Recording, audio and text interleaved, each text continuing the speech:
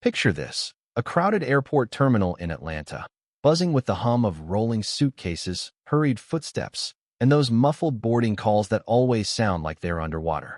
I'm standing in the first-class line, ticket in hand, feeling that quiet relief you get when you've earned your spot after a brutal week of meetings. My name's Lauren Carter, 42, a tech exec who's spent years navigating rooms where I'm often the only black woman at the table. I'm not here to make a scene, just want to board, sip some coffee, and catch a nap before Chicago.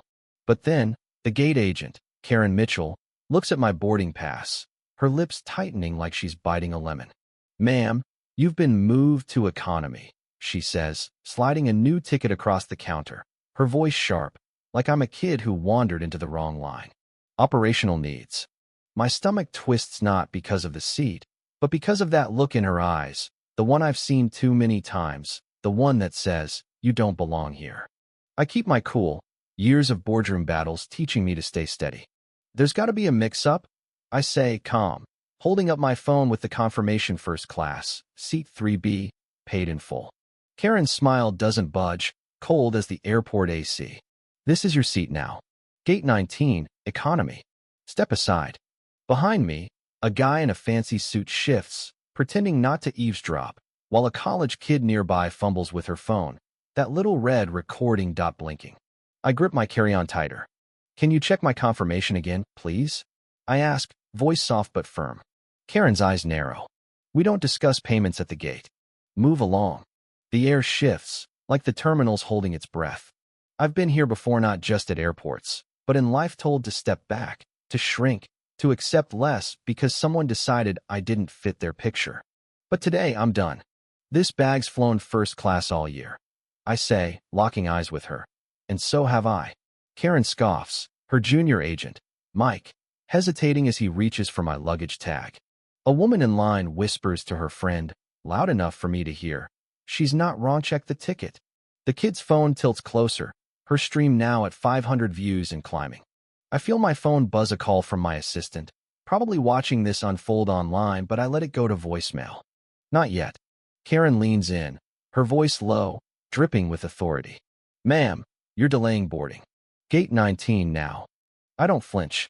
"Karen," I say, reading her name tag like it's a contract, "can you show me the policy that picked me out of all the first-class passengers?" Silence.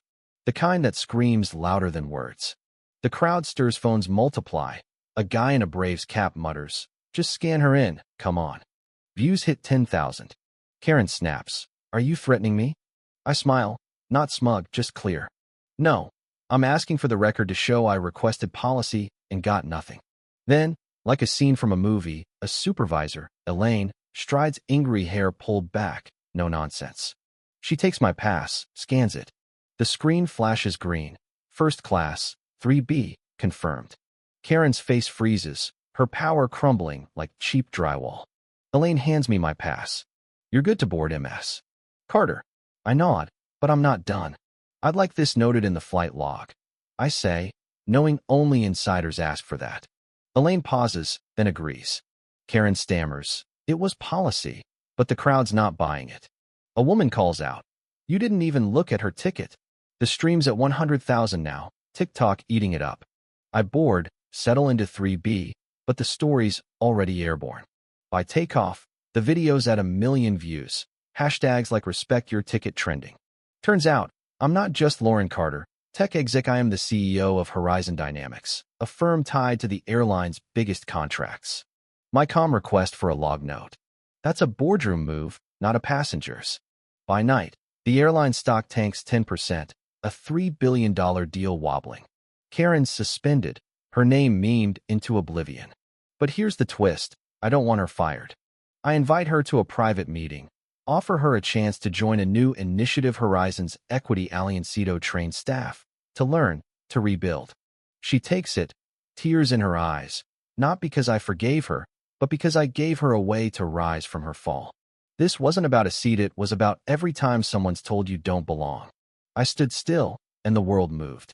So, tell me in the comments, have you ever been pushed aside like that? What's your story?